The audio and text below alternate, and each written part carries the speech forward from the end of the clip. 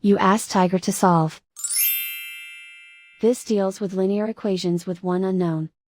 The final result is x equals 121.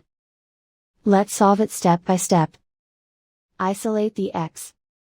Multiply both sides by inverse fraction 11/5.